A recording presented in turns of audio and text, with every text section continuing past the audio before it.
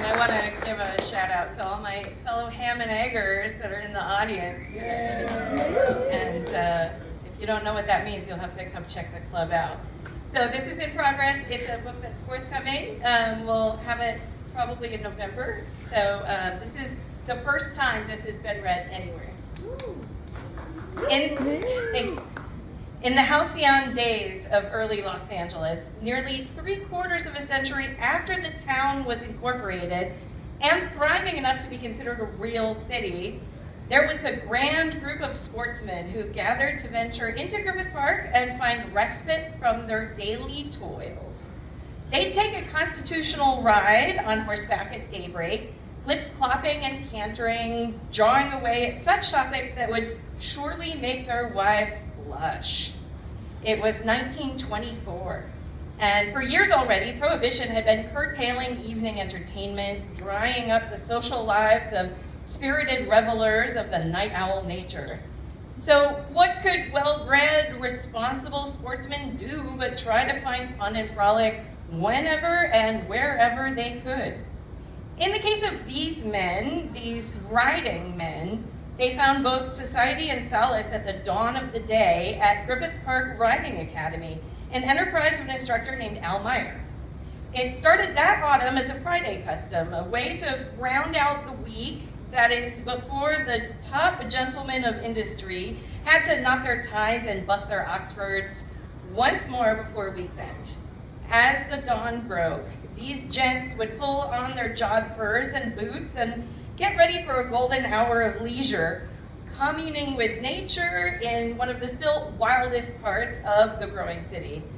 Setting off at 7 a.m. in two groups, one for the vigorous ride-seeking sort, the hard riders, and another for the kind of slow or easy rider you'd expect to be loping along the trails of a burgeoning metropolis. They'd trace their way along the chaparral-covered hillsides, carving their way through the sylvan groves of eucalyptus, past patches of buckwheat and shrubs of toyon.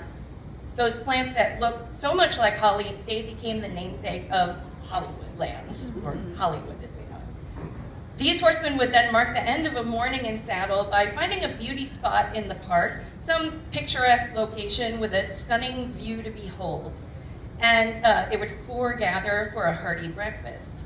In the beginning, it was financier Marco H. Hellman of Hellman Bank who would bring his own chuck wagon, a bit of Old West cowboy romance in the face of growing cityfication.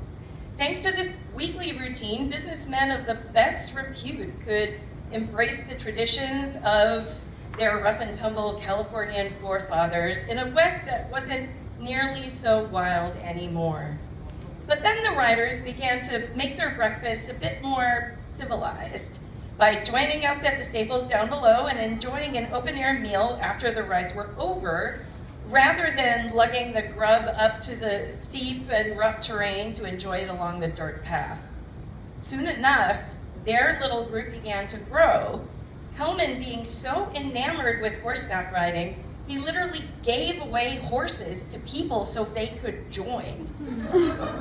And others, being so charmed by the rides taken in the newborn day, that they began to invite more and more to come along.